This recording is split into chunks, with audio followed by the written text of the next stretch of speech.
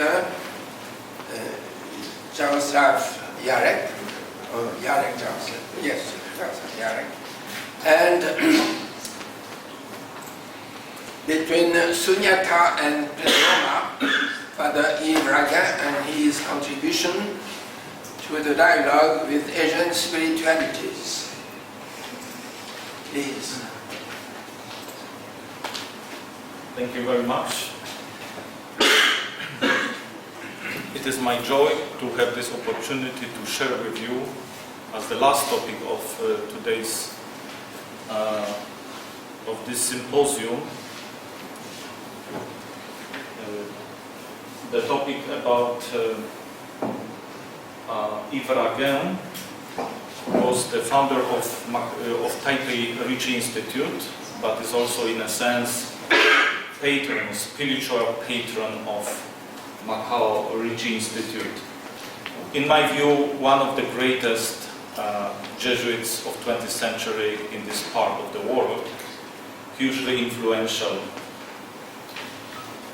So I propose this kind of relationship between Pléroma and Śūnyatā as a possibility of dialogue that took place in his life, not at the theoretical level, but rather at the level of experience, what he underwent through his personal practice. So my suggestion is, instead of going into very important books, especially translated and published in English, which are available, I focused rather on text and also some unpublished sources and published after his death, mainly in French, which are not available for English-speaking public.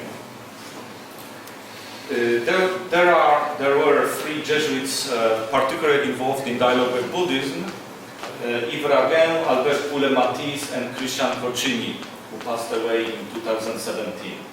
So my focus is on Father Yves Raguin, and I will suggest several topics to go through. I hope I will not go beyond.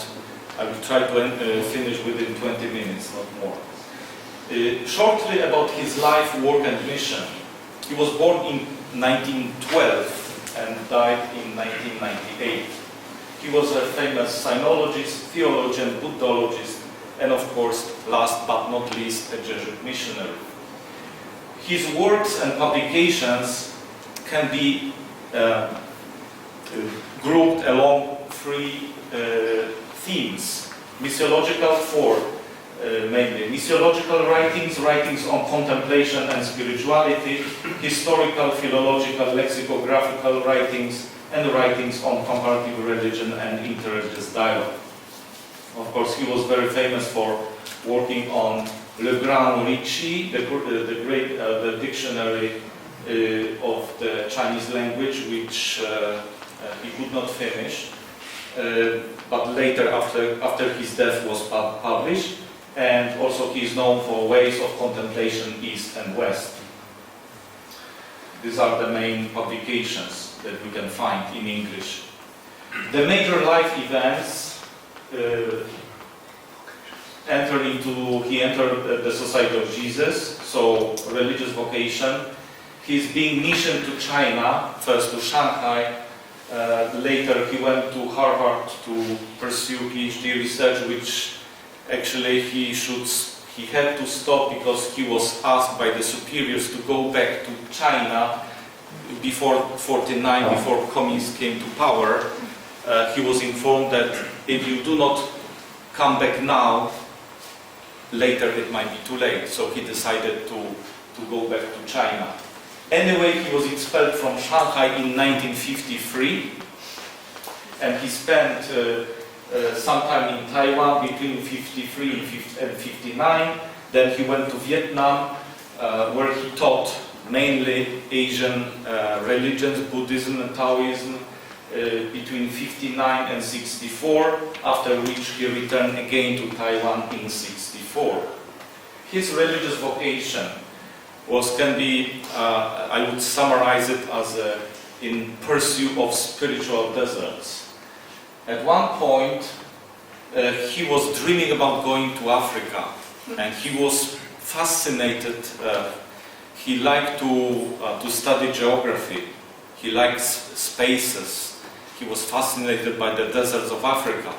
But at one point he realized, my vocation is not for geographical deserts, but spiritual deserts. That's why he went deep into himself and started to investigate what this vocation could mean. He was hugely influenced by Ignatius Loyola, Francis Xavier, and Luigi Gonzaga, but he was also deeply inspired by those people Father Rotlin mentioned, the martyrs, Jean de Brébeuf and Isaac Jogues. They really influenced huge impact on him. He made a resolution once. He wrote in his diary, "I will be a missionary, je serai missionnaire." It came to him in such a clear way that he did not have a doubt that he will be a missionary. But as I mentioned, he wanted to go to Africa, then he wanted to go to Russia, and the superiors told him, forget about Russia. Then one day he heard this question, why not China? And this became such an inspiration to him that at one point he also stated that this mission to China as a vocation became to him, for him, even more important than his own country where he was born, France.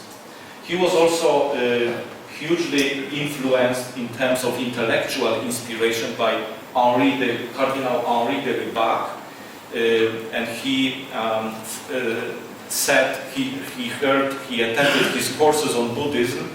As many of you probably know, Henri de Lubac was one of the first Westerners, Jesuits, who really did a very profound research on Buddhism.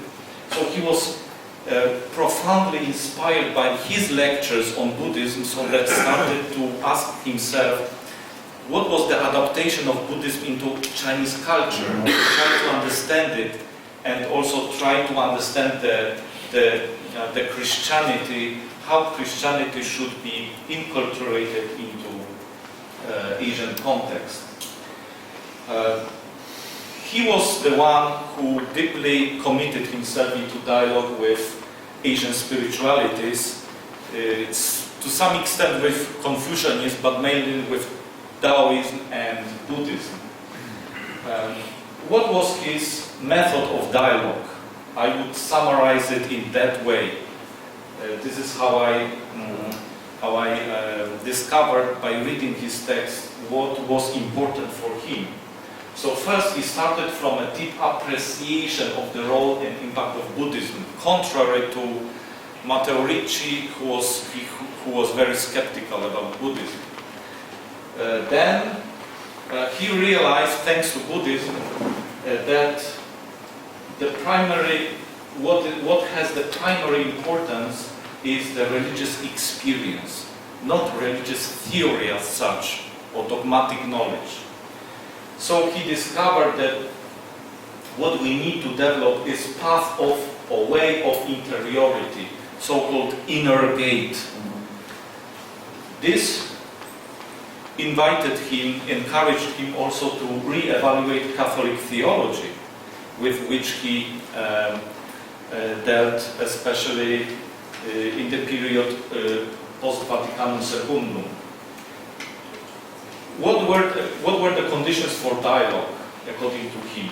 First, we must exercise humility, then appreciation of other religions, acceptance, knowledge, understanding, and finally it should have impact on ourselves, on our tradition, leading to self-reflection, self-examination. So his method of dialogue was rather apophatic and kenotic theology. What are the fruits of dialogue, according to him? It is, first of all, the reconsideration of the mystery of faith. For example, the question of creation. Secondly, reappreciation of its own beliefs. Not only the appreciation of the beliefs of others, but actually the dialogue helps us to go deeper into our tradition and to appreciate the dimensions of faith which we did not pay attention enough.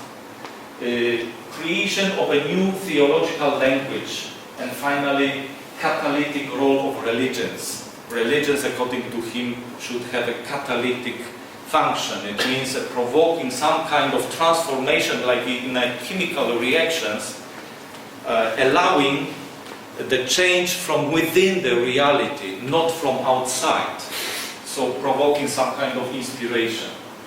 According to him, dialogue helps us to reconsider the way we see the mystery and express it. This is the great challenge Christianity is facing today. We have to reappreciate our beliefs and press them in a language which has a meaning not only for Christians, but also for other believers in any religious tradition. This means that Christians will have to find a better knowledge of other faiths and a more profound understanding of their own. In terms of contemplation, contemplation for him was pure attention, first of all.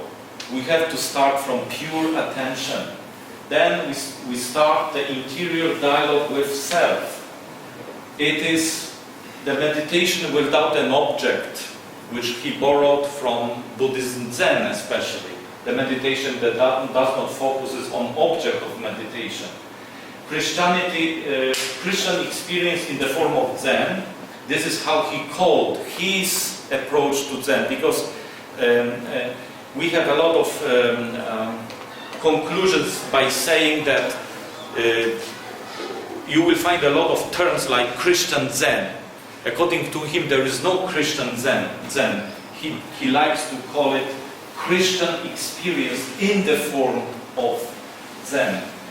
And the true contemplation for him is an act of pure virginity, in which or through which we have an access to God and direct and deep, profound relationship with God.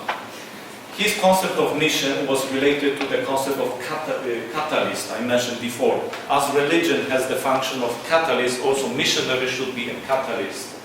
And finally, dialogue, which is in the spirit that later Raymond Panicard put in this very interesting form. Not inter-religious dialogue as such, but rather intra-religious dialogue, which starts from inner self.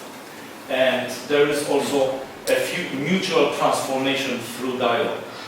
He says like this: Chinese Buddhism and Christianity have met in me.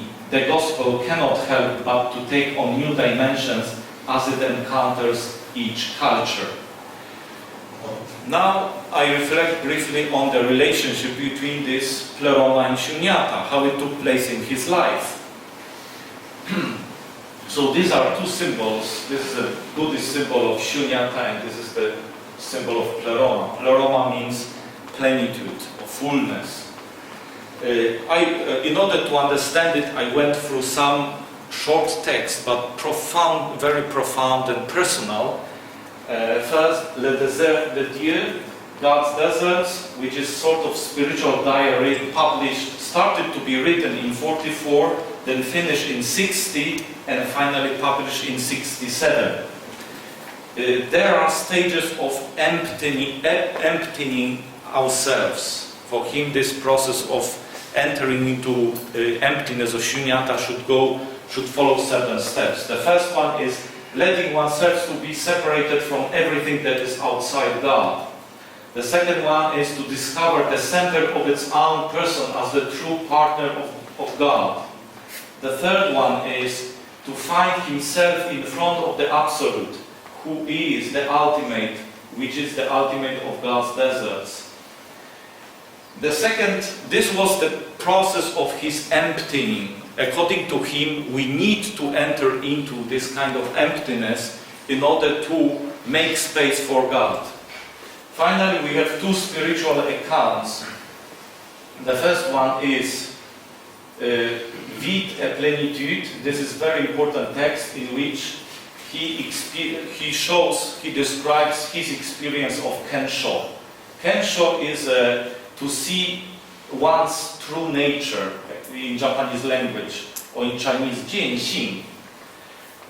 He had two experiences of Kensho, realization of one's proper original nature and experience of one's original nature in her pure reality. He had this profound experience, but he decided to confirm it with Buddhist master. So at one point he went to Japan and he met Japan in Kamakura, Japanese master.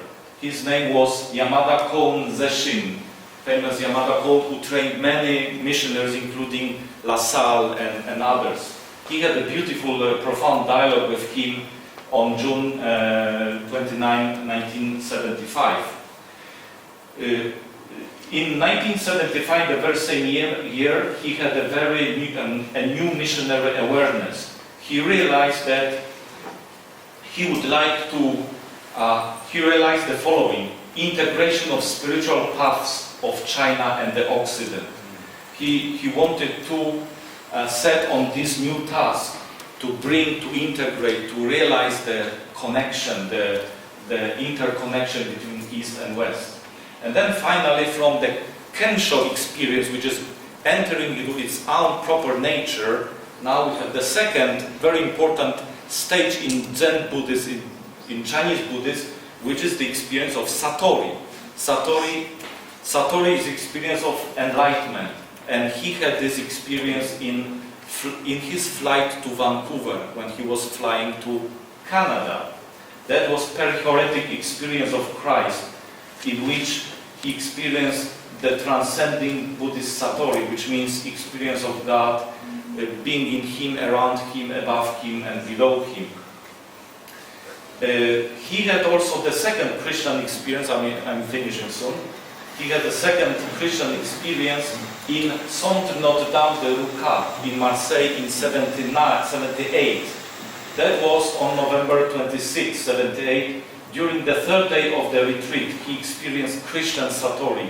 This is the place in Marseille where he was doing retreats, and during this retreats he experienced profoundly his relationship with God. He experienced God's mystery. He described it like that: the profound experience of God's mystery, a deep perception of the reality of the divine presence.